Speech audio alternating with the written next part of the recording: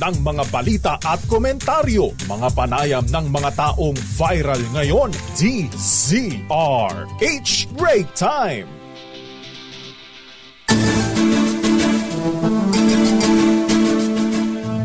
Magandang hapon, Luzon, Visayas, Mindanao. Welcome sa isa na namang edisyon ng Break Time. Makakasama po ninyo ako po, Thea Petro Corpus. Ito po si Ray Sibayan. Sa ngalan po nila kay Mayor Deo Macalma. Tuloy-tuloy sa pagbabalita. Tuloy-tuloy sa serbisyo. Sama-sama tayo, Pilipino. Thank God it's Friday. Uy, Friday na naman. Ang bilis-bilis ng araw. Nasa ikatlong araw na tayo sa buwan ng Mayo. Ngayon ay unang Biyernes ng Mayo at Simbang Quiapo. Ayun! Kaya pala sabi ko kanina pagdaan ko sa Quiapo, para mabigat yung daloy ng trapiko. Yes. Then na-realize ko, ay Friday nga pala. Correct. At syempre, idamay na natin siguro sa ating pagdarasal na medyo umulan-ulan na dito sa bahagi ng Pilipinas sabi nga na ng, norte. Ano nga raw yan meron na raw Horacio Emperata. Oo, para matigil na ang pagkatigang ng para mga daw lupa. magkaroon ng divine intervention sa nararanasan nating matinding init ng panahon. Sobra, 'di ba? Kaya karamihan talaga hindi mo malaman ang pakiramdam parang nilalagnat. Oo, may mga matatanda ngayon Marami mga dinadala sa mga clinic, sa mga ospital na nakaranas ng alta presyon. Ayan, iba heat stroke. Correct. Naku, ingat po tayo. At medyo tumadami din ang mga tao sa mall. Ay, oo. Siyempre, mga nagpapalamig. Correct, di ba? Kasi nga Libre. naman, i-on mo yung aircon nyo sa bahay. Tapos kung wala ka ring aircon sa house mo, punta ka na lang sa mall. Sa mall. Tapos yung iba, sabi nila, baka gusto mong magbangko. Kasi hindi yung mga lugar na malalamig. Ay, oo. Di ba? Bangko, mall. Kung meron kang ibabangko. Oo, kasi kung wala, di wag. Sa mall na lang. Oo, lang kapkapang kailangan. Wala kailangan i-deposit. At para sa ulo ng ating mga nagbabagang balita, magandang balita para sa ating mga motorista dahil ang presyo ng petrolyo may aasahang rollback sa susunod na linggo. Kung may good news, may bad news. Sigil sa kuryente, namumurong tumaas ngayong Mayo. Ayon po yan sa Energy Regulatory Commission. Dagupan, Pangasinan at Apari, Cagayan, asahan ang 47 degrees Celsius na heat index ngayon. Ayon yan sa Pag-asa. Depensa naman ng Pilipinas lalong palalakasin para matigil na raw ang pambubuli ng China. Ayon po yan sa Philippine Navy. 2025 midterm elections target ng cyber attacks, babalayan ng NICA. 40 na environmental journalist sa buong mundo. Napatay daw ho mula 2009 hanggang 2023. Higit sa may 600 media man, biktima raw po ng karahasan ayon po yan sa UNESCO. Arestado ang gunman na pumatay kay broadcaster Eduardo Edizo noong 2019. Cedric Lee sumurrender na sa NBI, isa pang akusado sa Vong Navarro case, hinahunting hanggang sa ngayon. Adjusted mall hours para iwas rush hour, hirit na ipatupad ng Metro Manila mayors. Ay, hindi na kailangan ito ni Ms. Thea. Ang alin? Pampaputi. Oo. Pero, meron daw 5 China-made products na pampaputi ng balat. Naku! Abay, meron daw nakalalasong mercury. Ayon po yan sa Eco Waste Coalition. Kaya kapag hindi yan dermatologically approved o kaya hindi prescribed ng inyong dermatologist. Saka yung sobrang mura. Correct. If it's too good to be true. Delikado. Correct. Unless Clarence MD yan, pwede yan, pasok. May brand. At para sa detalye ng ating mga balita, good news sa mga motorista dahil namumuro ang rollback sa presyo ng produktong petrolyo sa susunod na linggo sa pagtaya ng oil industry sources 50 hanggang 90 sentimos ang posibleng tapya sa kada litro ng diesel habang 25 hanggang 65 centavos naman ang tapya sa gasolina. Posible namang maglaro sa 60 hanggang 70 centavos ang rollback sa kerosene. Ayon sa market experts, bunsod ito ng tuloy-tuloy na pagbaba ng tensyon sa Israel at Iran, gayon din ang iba pang geopolitical tensions. Sana malaki yung tapyas, di ba? Ba't ganun pasikwe-sikwenta kapag pa-increase? Utay-utay. Piso, 3, 5 piso. Ganun daw talaga. Mindset daw yun eh. Ano yun? Total, nagkasunod-sunod ang rollback. So sa susunod, meron ng oil price hike. Oo, na mas malaki kaysa doon sa mga ni-rollback. Ay, susapo. Samantala, ito na ho yung bad news. Nagbabala po ang ERC. ang Energy Regulatory Commission sa publiko na posibleng tumaas ang singil sa kuryente simula ngayong buwan ng Mayo. Ito po ay sa kabila ng ipinagutuso ni Pangulong BBM na suspindihin ang operasyon ng wholesale electricity spot market tuwing isinasa ilalim sa Luzon at Visayas grid sa red alert. Ayon po kay ERC Chairperson Attorney Mona Lisa Di Malanta, posibleng nakaambag sa taas presyo ang mataas na generation at transmission charges na ipinapataw ho ng power generators at independent power producers. Gayon pa man, ayon po kay Di Malanta, hindi pa malinaw kung magkano abutin ang dagdag singil sa kuryente, lalo pa at nakadepende ito sa power distributors. Samantala, handang tumalima ang Manila Electric Company o Meralco sa panawagan ng Energy Regulatory Commission o ERC na gawing utay-utay ang pagkolekta sa mga consumer sakaling magpatupad ng dagdag singil sa kuryente. Tugon ito ng Meralco kasunod ng pinangangambahang taas singil sa kuryente bunsod ng manipis na supply epekto ng El Nino. Ayon kay Ann Claire Feliciano, Public Relations Head ng Meralco, nananatili silang proactive upang hindi maramdaman ng mga customer ang epekto ng pagtataas sa singil.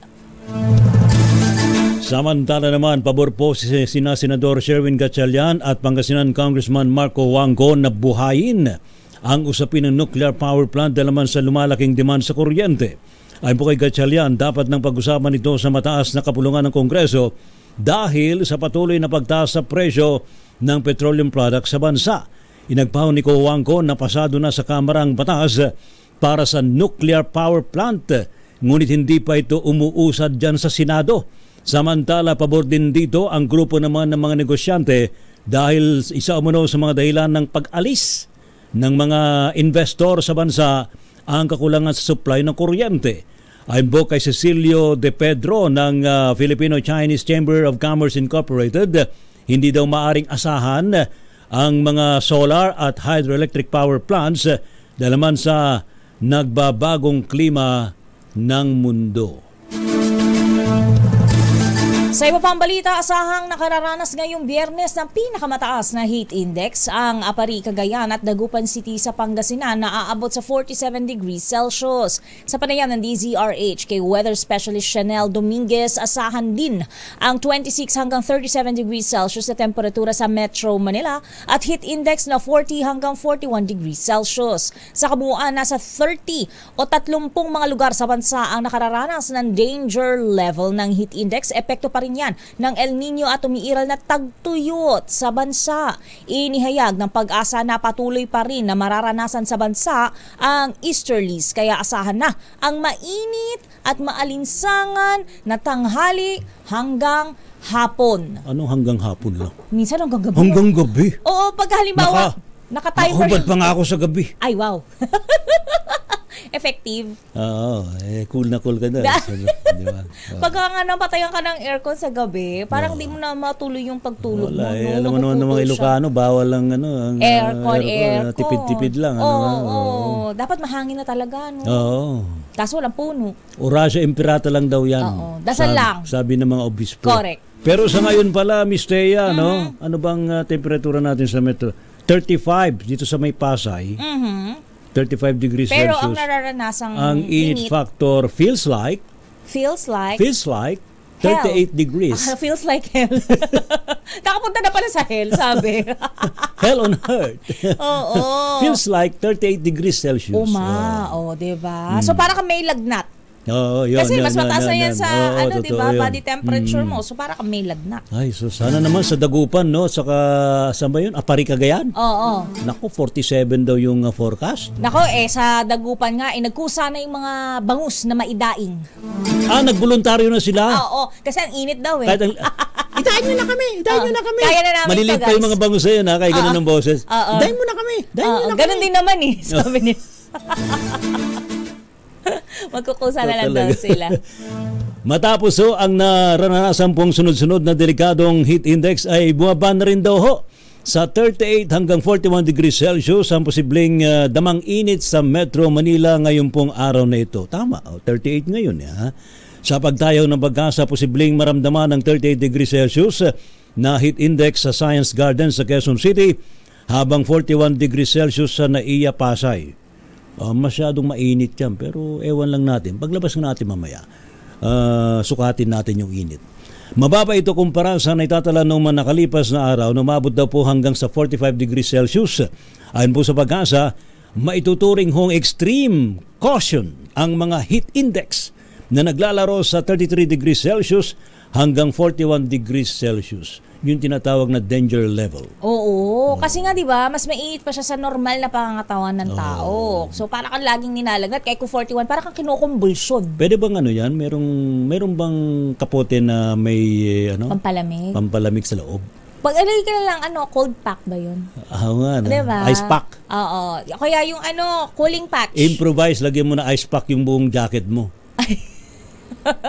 Masama sa akin nun. Kasi kapag nalulusaw na yung ice, di ba? Magmamoist. Sa loob, basang-basa ka. Basa ka. Dalawa, pawis. Pili ka ng basa mo. Choose your, o kaya yung improvised na payong, lagyan mo ng Parang may ganon. Tapos diba? may electric fan, tapos may nagmi-mist-mist. Oo nga, no? Pwede, no? Umiikot yung, yung sa loob ng payong, sa ilalim. Baka may magregalo. Ang daming idea, no? Samantala, sa iba pang balita, tuluyan lamang matatapos ang pambubuli ng China sa West Philippine Sea oras na lumakas ang posturang pandepensa ng Pilipinas. Ito ang paninindigan ng Philippine Navy kasunod sa serye ng pangaharas ng China sa mga barko ng bansa. Ayon kay Chief Public Information o Philippine Navy Chief Public Information Officer Commander John Percy Alcos, susi sa pangmatagalang kapayapaan sa rehiyon ang modernisasyon ng Armed Forces of the Philippines. Kaugnay nito, umapela si Philippine Navy spokesperson for the West Philippine Sea Commodore Roy Vincent Trinidad na tignan ang AFP Modernization Program bilang investment at hindi isang expense o gastos. Unang inaprubahan na ni Pangulong Bongbong Marcos ang 1.89 trillion pesos na proyektong tututok din sa air interdiction, surface and subsurface at missile defense capability ng AFP. Samantala, binigyang pagkilala naman ng Philippine Coast Guard ng mga tripulanteng sakay ng barkong binumba ng tubig ng China Coast Guard sa Baho de Masinloc. Ginawaran po ng Coast Guard Merit Medal and Ribbon ang mga sakay po ng BRP Bagakay nang sila'y kanyunin ng tubig ng China. Habang ine-escortahan ang barko naman ng Bureau of Fisheries and Aquatic Resources. Ayon po sa Philippine Coast Guard, ang nasabing award ay para kilalanin ang kanilang katapangan sa pagtupad sa kanilang tungkulin para sa bayan. Kahapon nga po ipresenta naman ng Philippine Coast Guard sa media ang pinsalang natamuho o tinamo ng BRP Bagakay na kung tatama ang water cannon sa tao, bali ang buto-buto. Ouch! Kasi malakas yung pressure. Ganun kalakas yung pressure. Abay, ginamitan ng jet engine ba yun? Paano ba yun? Yung pressurized? Parang ginagamit kapag ka nagpe-pressure wash ka, di ba? Ganun kalakas. Oo. Naku, ang sinasaalang-alang mo, sana wala namang namamatay. Naku naman, no. Ingat po tayo dyan, mga Philippine Coast Guard. Saludo kami sa inyo. Samantala, pinaghahandaan ngayon ang pamahalaan ang posibilidad ng cyber attack sa darating na 2025 midterm elections. Ayon kay National Intelligence Coordinating Agency Director General Ricardo De Leon, kabilang ito sa mga lumitaw na security issues sa kasalukuyang threat assessment ng administrasyon ni Pangulong Bongbong Marcos. Bukod dito, nakaalertoan niya ang Commission on Elections sa mga pagtatangkang maaaring manggaling sa ibang bansa. Ayon kay De Leon, kabilang sa mga inaaral ng NICA at COMELEC ang naging halalan sa Taiwan at ang paparating na eleksyon sa Estados Unidos na maaari umanong may implikasyon sa usaping politikal ng Pilipinas. Darito naging pahayag ni De Leon.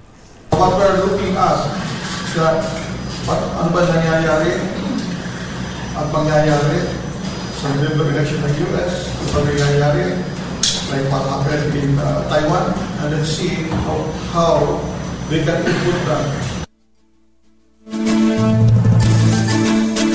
Samantala naman, dumepensa po si Senador Ronald Bato de la Rosa sa mga akusasyon na ginagamit daw po ang kanyang komite sa paninira lalo na kay Pangulong BBM. Ito po ay ang ikinasa nitong pagdinig sa manoy leakage ng mga classified documents sa PIDEA na nag-uugnay sa pangalan ng Pangulo sa illegal drugs. Ayon po kay De La Rosa, in aid of legislation, ang target daw ho ng kanyang hearing dahil naman sa ayaw nitong masundan pa ang pagpapakalat ng mga dokumento para lang siraan ang mga opisyal ng gobyerno. Kasunod po ito ng pro-operation report ni dating PIDEA Agent Jonathan Morales na nagsasabing naging target daw po ng kanilang operasyon noon ang aktres na si Maricel Soriano at maging si Pangulong BBM. Iginit po ni De La Rosa, hindi dapat na nangyayari na mayroong hindi otorisadong paglalabas ng mga dokumento sa isang opisina. Samantala sa pagbabalik ng break time mamaya-maya, alamin natin kung anong detalye nga ba sa 44 na environmental journalist na napatay mula 2009 hanggang 2023. Marami yun. Wow, ang dami. Ano? Kung saan higit 600 media man ang biktima ng karahasan. Ayon yan sa UNESCO. At gunman na pumatay kay broadcaster Eduardo Edizon noong 2019, arestado na. At ito na nga, Cedric Lee sumurrender na sa NBI. At isa pang akusado, Si ano yun? Si Ferdinand Guerrero. Oo. Ayan, sa At large. Yes, sa Bong Navarro case, hinahunting na. Kung alam niyo yung kanyang tinutuluyan sa ngayon, pwede na siguro kayo makapag-coordinate Si Dennis sa mga Cornea opisyal. pa rin sa Women's Correctional Sa Mandaluyong. Nasa loob siya ngayon sa Mandaluyong. Loob na. Oo, Yan. ng Women's Correctional. Yan. Tapos si Simeon Ras sa Bilibid. na NBP sa Muntinlupa. Yun. Yan. At adjusted mall hours. Pabor ka ba rito? Adjustment hours. I think workable naman. Saka ginagawa yan sa hindi naman bago yan tuwing Disyembre. Pag Disyembre. Oo. Oo. So paano? I think pwede naman siguro yan. Later, Doable naman yan. Later ka na lang kumbaga magmamall ka na lang mga alauna pag open na, alas 11. Yan. Basta Sa hindi, bagay kasagsagan ng init yun. So basta paborable. hindi sabay sa rush hour. Oo, paborable yan. Kasi yan yung sagsag ng init. Yes. O doon tayo magsipuntahan. Doon muna tayo. Yan. At 5 China-made products sa pamaputi ng balat. May nakakalasong mercury ayon sa EcoWaste delikado raw Coalition. yun. Kaya wag kang pahid ng pahid ng kung ano-ano sa katawan mo, 'di ba? Dapat rekomendado 'yan ng doktor. At babalikan po natin ang mga detalye ng ating mga nagbabagang balita mamaya-maya lamang. Kasama niyo pa rin po Thea Petro Corpus. Ito po si Ray Sibay, ang alam po nila kay Mayor Deo Macalma. Tuloy-tuloy sa pagbabalita. Tuloy-tuloy sa serbisyo. Sama-sama tayo, Pilipino. Ang oras, alas 4:29. Pilipinas, ang oras, alas 4:35. RH Break Time. At para sa detalye pa rin ng ating mga nagbabagang balita, kabilang si dating Senator Tito Soto at Senator Amy Marcos sa posibleng senatorial candidates ng Partido Federal ng Pilipinas o PFP sa 2025 elections. Sa panayam ng DZRH, kay PFP Secretary General Thompson Lanchon, sinabi nito na nakausap na niya ang dating senador. Ngunit nilinaw ni Lanchon na pag-uusapan pa ito ng National Executive Committee na pinamumunuan ni Pangulong Ferdinand Marcos Jr. Narito naging pahayag. Bilin natin mahal na Pangulong na Ferdinand Marcos Jr. na tingin natin at palakasin natin ang hanay at mag-uusap po yung mga iba-ibang mga partido rin para magkaroon po ng tinatawag nating alyansa. Samantala, bukas ang partido sa mga nais makipag-alyansa sa kanila para sa isinusulong na unity ng Pangulo. Sa ngayon, 32 na ang nanumpang gobernador sa ilalim ng Partido Federal. Naamoy ko na election. Lakas. Okay naman. Lumalakas-lakas na. Madumi, malinis. Basta ipanalangin natin na maging maayos. Yan. Walang karahasan. Tama. Peace be with you. Basta ang lagi ko nang sinasabi, iboto ho natin yung mga public servant. Hindi politiko. Tama. Malaking diferensya. Sana malaman nila yung pagkakaiba ng dalawa. yun. Samantala naman, standby Miss Let mula sa Malacanang, tumaas daw po ang bilang ng karahasan sa mga environmental journalists sa buong mundo. Batay po sa survey ng UNESCO, higit sa 70% na may 905 mga journalista mula sa may 129 na mga bansa ang nagsabi na sila daw po'y nakaranas ng karahasan tulad po ng mga pag-atake at pagbabanta sa kanilang buhay. Lumabas din sa survey na 305 sa mga pag-atake ay naitala sa nakalipas na 5 taon lamang. Umabot na po sa may 44 na mga journalist na nakatutok sa ating kalikasan ang pinatay mula sa pagitan ng 2009 hanggang nitong 2023. Standby Miss Left, standby Raymond. Samantala, arestado na ang gunman na pumatay sa broadcaster na si Eduardo Edizon sa Kidapawan City, North Cotabato noong 2019. Ayon sa Presidential Task Force on Media Security, naaresto ang suspect na si Junel Jane Andagkit Poten o mas kilalang Junel Herozaga sa barangay Saging sa Makilala, Cotabato. Si Poten ay may standing arrest warrant na sa pagpatay sa Brigada FM radio anchor. Si Dizon ay tinambangan ng July 10, 2019 habang sakay ng kanyang sasakyan. Sumurrender naman sa NBI ang negosyanteng si Cedric Lee kasama na po sa 4. Kasama po yan sa 4 na hinatulang guilty beyond reasonable doubt ng Taguig Regional Trial Court. Ito po ay may kaugnayan naman sa kasong serious illegal detention for ransom na iniharap po ni actor TV host Vong Navarro. Nasa pangalaga na rin po ng Correctional Institute for Women sa Mandaluyong City ang modelong si Denise Cornejo. Habang ang negosyanteng si Simeon Ross ay nandyan na po sa Bilibid sa Muntinlupa. Isa pa sa mga kasamang hinatulan ng Taguig RTC na si Ferdinand Guerrero ang hinahanting pa ng mga otoridad.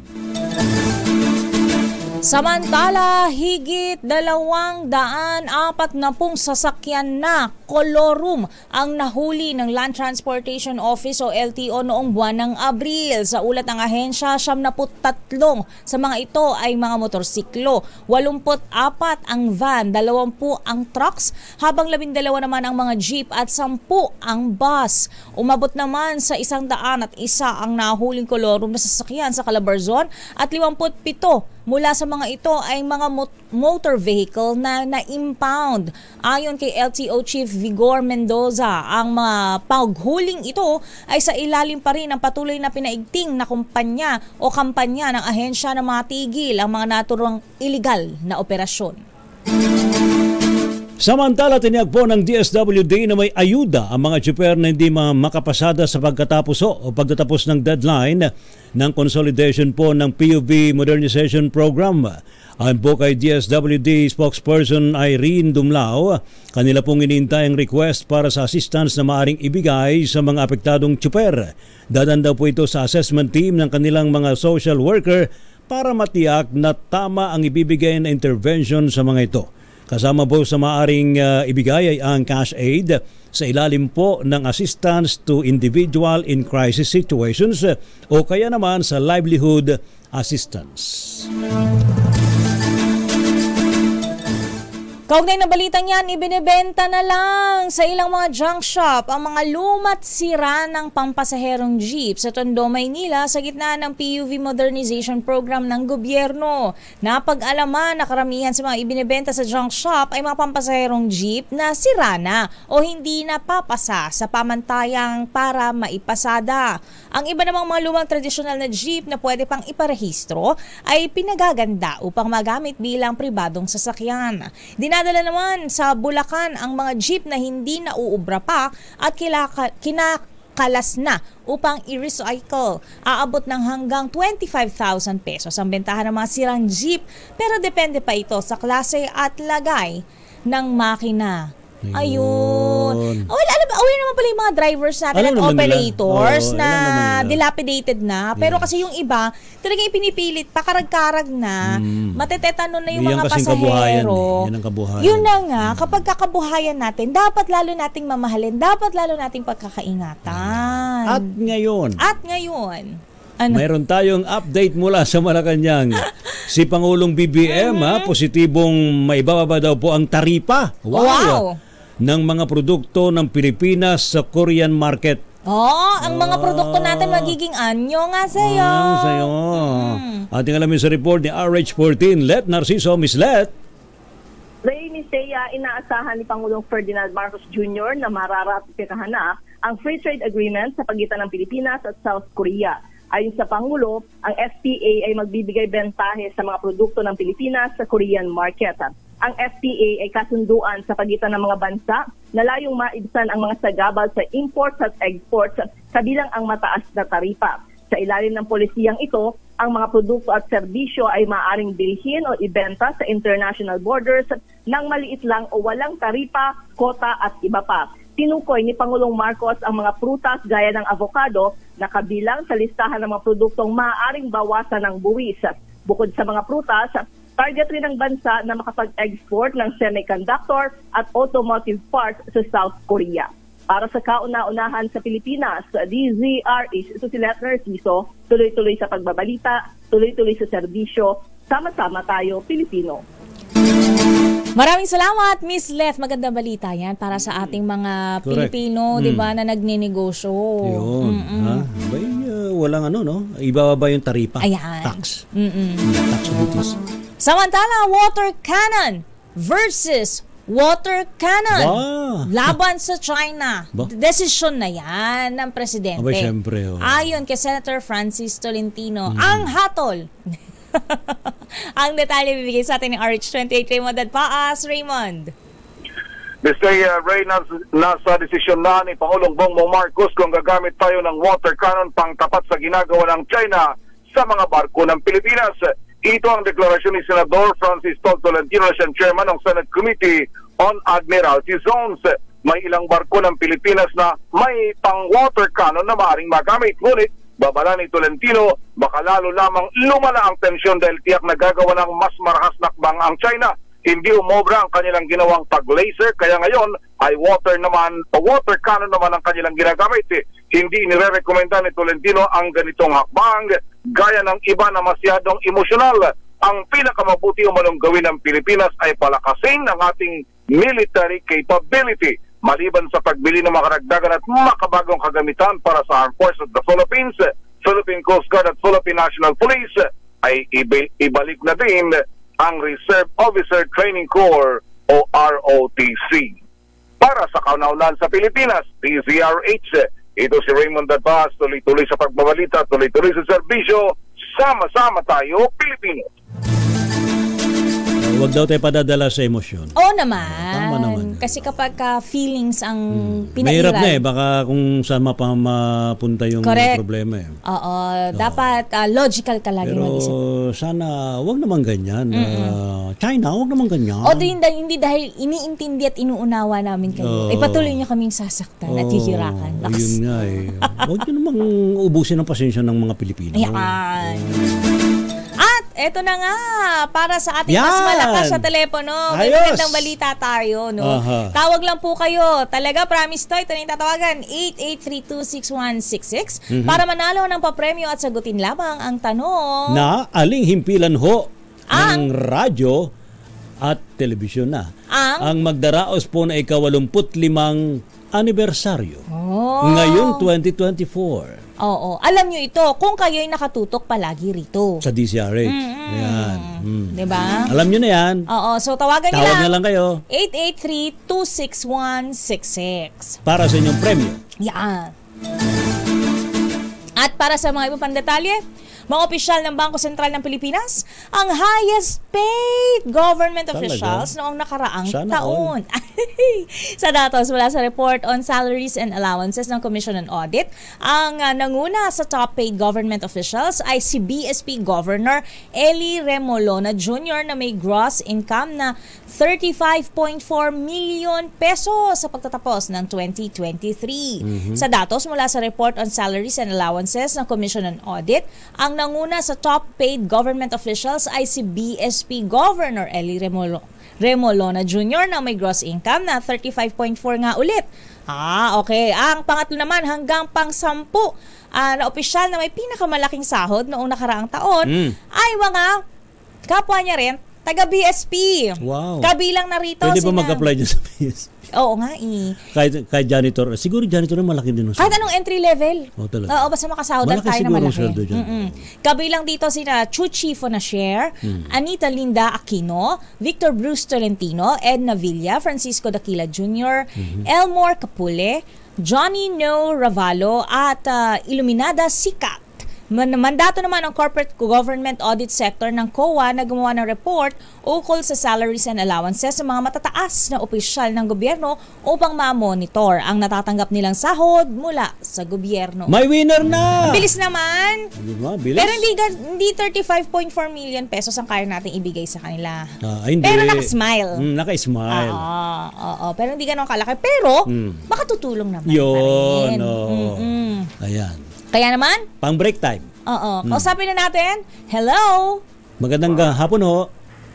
Magandang hapon po. Sino po sila? Si Rowena po Enriquez. Rowena Enriquez? Taga saan po, ma'am? Bacood, Santa Mesa. Uy, Bacood, Santa Mesa. Bacood, Santa Mesa. Laki akong Bacood, Santa Mesa. Hindi mo na itatanong. Taga First Street ako dati. Anong street po kayo sa Bacood, Santa Mesa? Paano pong street? Basta dito, Lubiran po kami. Oh. Sa mga gitna po ng Fatima Church, Agniper Church. Dati taga First Street kasi kami. Ayan. Sige. At ang sagot sa tanong ay? DZRH po. Pwede ba ikanta niyo yung DZRH? DZRH. Ano ba? Karugtong. Nakakaya po. Salamat po. Huwag niyo po ibababa ang telepono. Congratulations ho. Yes, kakausapin pa po kayo ni Jackie para sa iba pang detalye ng pag-claim ng inyong premyo. Marami pong salamat sa inyong pagtutok sa ating himpilan. Ayan. Salamat ho. Taga Bacood, Santa Mesa. Santa Mesa. Ganyan ka pala galing? Bago ka napunta ng LA? Marami pang pinanggalingan. From Santa Mesa to Santolan, Pasig. Hanggang sa mapunta ka sa LA. Yes, LA. Ano yung LA? Lower Antipolo. At bago natin ibigay ang iba pang detalye ng ating mga nagbabagang balita, kumakaway-kaway na si Kuya Norman. Ang oras, 10 minuto bago mag alas 5. 52. RH Break Time. Nakitaan ng mataas na level ng mercury ang 5 produktong pampaputi ng balat na gawang China. Kabilang dito ang mga sumusunod: fake herbal extract whitening freckle removing cream. Pangalan pa lang fake na.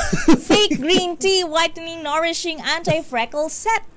Fake cucumber anti-wrinkle whitening set. Fake lemon whitening anti-wrinkle face cream set. Fake snail liquid whitening anti-freckle set. Ayon sa ulat ng Eco Waste Coalition, sumailalim ang mga cosmetic products sa heavy metal screening. Dito napag-alamang naglalaman ito ng mas mataas na level ng mercury sa itinakda ng China at Philippine cosmetic regulations na 1 part per million na mercury sa bawat cosmetic product. Kaugnay nito, ipinanawagan ng grupo sa Food and Drug Administration ang pagharang at pagpigil sa mga online seller na patuloy na nagbebenta ng mga naturang produkto. Hindi ako gumamit niyan, ikaw? Hindi. Yeah, fortunately, hindi tayo Sabay gan. Kumilanti kang dali. Samantala, ito ho, ihirit daw ho ng mga Metro Manila mayors. Actually, ito ay idea mismo ni Metro Manila Council President at San Juan City Mayor Francis Zamora ang pag-adjust sa mall hours para maibisa ng matinding traffic sa Metro Manila. Ayon po kay Mayor Zamora, tatalakayin niya sa Metro Mayors ang mungkahing adjusted mall hours na karaniwang ipinatutupad tuwing Christmas season. Tuwing Pasko, Anya, dapat daw magkaroon ng standard operating hours ng malls at hindi lang dapat sumasabay sa rush hour. Yun. Mahalaga yan para maibsan ng mga sasakyan sa kalsada.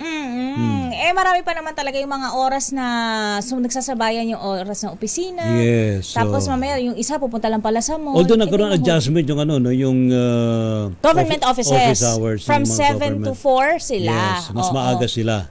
Yung usual kasi is 8 to 5. Kaso kung halimbawa ako manggagawa, regular na manggagawa, tapos meron akong business transaction sa government office, paano parang Oo nga, no? mag-a-adjust ako. Mag-adjust ka talaga. Sa 7 to 4. So, dapat 7 pa lang nandun ako sa opisina ng Yes. tanggapan ng gobyerno. Yun. Samantala, dahil sa matinding init ang panahon, nag-alay na ng espesyal na panalangin ang mga obispo para umulan sa bansa. Ayon kay Tagbilaran Bishop Abet Uy, hindi lamang tao ang nagdurusa sa nararanasang init ng panahon, kundi maging ang mga hayop at halaman. Kaya naman gayon na lamang ang panawagan ng obispo sa mga mamamayan na sama-samang manalangin para Horacio sa pagkakaroon Emperata. correct, ng ulan upang maibsan ang nararanasang matinding init ng panahon sa bansa. Sabi pa ng obispo, wala nang iba pang malalapitan ng publiko kundi ang manalangin ng pag-ulan sa Diyos sa gitna ng nararanasang mainit na panahon ngayon. May ano dyan bukod sa sa simbahan, no? Pero doon sa mga ethnic groups, Ayan. meron silang rain dance. Oo. Mga tribal. Diba, yung tinuro sa atin ni ano yan Sarah J. Oo, di ba? May ganyan. Rain dance. Kasi meron ding sun dance. Ay, sun dance. Meron ding So, rain anong dance. difference ng sun dance? Baka pa gano'n, pagka-rain, pababa. pagka-rain, Pagka-sun, pataas. Kasi, nakailang kanta na ako, sabi nila, uulan daw pag kumanta ako. Hindi pa rin. Parang nakokontra yata yung sumpa. At saka yung, sabi nila, pagka nagpa-car wash ka daw, uulan. Pero lately, parang hindi umiepok ka. Parang, kaya nakakailang karwas ka sa araw. Oo, parang hindi na natatablan Oo, parang sabi niya, teka lang, ipapahiya ko kayo ng bahagya, lagi nyo na lang akong inaalipusta. Inalipusta. Samantala, Sambay Misalia, tuloy daw ang paglalayag ng maisandang bangka para sa civilian mission ng Atenito Coalition sa West Philippine Sea sa Mayo 15. Ito po ay sa kabila ng pinakabagong water cannon attacks ng China sa mga barko ng Pilipinas. Ayon po kay Atenito Convener Rafaela David, hindi pa patinag ang grupo sa harassment ng China at patuloy na ipaglalaban ang karapatan nating mga Pilipino sa West Philippine Sea. Layunin po ni ikalawang misyon ng coalition na magsagawa ng Peace and Solidarity Regatta at maglagay ng boya sa Baho de Masinloc. O nga, maglagay tayo ng boya doon. Atin yan naman. At magandang balita dahil simuya tuloy. Dahil sa boya. Oo. Simula Mayo 8 sa susunod na Miyerkules, may bagong park operation schedule na ang Star City. Yun. Bukas ang Star City mula alas 2 ng hapon hanggang alas 10 ng gabi, Miyerkules hanggang Biyernes. Correct. At alauna naman ng hapon hanggang alas 10 ng gabi tuwing Sabado at Linggo. Next week na yan sa Mayo 8. Next week, Wednesday. Yes. At para sa ating balitang showbiz, hati sa atin ang ating showbiz princess, Alden Richards at Catherine Bernardo, tinanghal na box office king and queen. Pero ang tanong, sila na ba? Sila na nga ba? Kasi 'di ba parang lagi daw sila nakikita magkasama. Sagutin mo 'yan, Miss. Sagutin mo, baka ikaw ang talagang susi para malaman namin ang katotohanan. Aliyah Ikatlo the Fourth. Hi, Ray at Miss Thea, kinilala ng Guillermo Mendoza Memorial Scholarship Foundation na box office king and queen sina Alden Richards at Catherine Bernardo. Ito ay kaugnay sa pinagbidahang pelikula ni Alden na 5 breakups and a romance at a very good girl film naman kay Catherine. Sina Catherine at Alden din ay bumida sa Hello Love Goodbye na tinaguri ang highest grossing Pinoy movie bago ipalabas ang Rewind ni Marian Rivera at Ding Dong Dantes. Samantala, ang mag-asawang Dantes naman ang makakatanggap ng box office phenomenal stars of Philippine cinema at most popular love fame for movies. Ang tambalang Donnie Pangilinan at Bel Mariano naman, o mas kilala bilang Don Bell, ang Prince and Princess of Philippine Entertainment Awards. Most popular love theme for television naman, ang parangal ni Ruru Madrid at Bianca Umali. Habang sina Dennis Perillo at Barbie Forteza naman, ang Prime TV Drama Actor and Actress of the Year. Paparangalan ng mga nabanggit na personalidad sa Box Office Entertainment Awards na gaganapin sa May 12 sa Ateneo de Manila University. At yan ang latest sa ating Breaktime Showbiz. Ito si Aliyah Ikatlo. Tuloy-tuloy sa pagbabalita, tuloy-tuloy sa serbisyo. Sama-sama tayo, Pilipino. Salamat, Miss Aliyah Ikatlo. So sila na ba, Miss Aliyah? Oo nga, di mo nasagot. Oo, si Alden na daw ba, tsaka si Catherine? Yes or no? Kaya wala pa. Ang usap-usapan at ang chismis ay ito daw si Alden Richards ay nanliligaw umano kay Catherine Bernardo dahil single and free na si Catherine matapos ang breakup nila ni Daniel Padilla. Hindi po ba nagte-text si, Sino? si Catherine? O kaya si Alden sa'yo? Oo nga. Para ma-confirm? Sige, ika-check ko mamaya sa Viber. Maghihingi tayo ng update na tayo. Yan ang gusto ko sa iyo eh. Ayos ka, Miss Aliyah. Salamat. Salamat. Very close friends kami. Thank you, Aliyah. Back to you, kay Ray at Miss Thea. Thank you. At susunod na para sa ating balansyadong pagbabalita atin sa ating ni Ka Henry Uri at Miss K. Karen Oyong. Thank God it's Friday. Yes, enjoy lang sa ating weekend. Oo, yung mga hindi daw nakapagwalwal ng kanilang sweldo, wag na. Huwag na, Oo, sayang. Sayang. Ibili nyo na lang ng ice candy. Oo, pambayad na lang natin ng mga bills kasi for sure lahat ng mga bills natin nagsitaasan eh, 'di ba? totoo yan. Kuryente, tubig.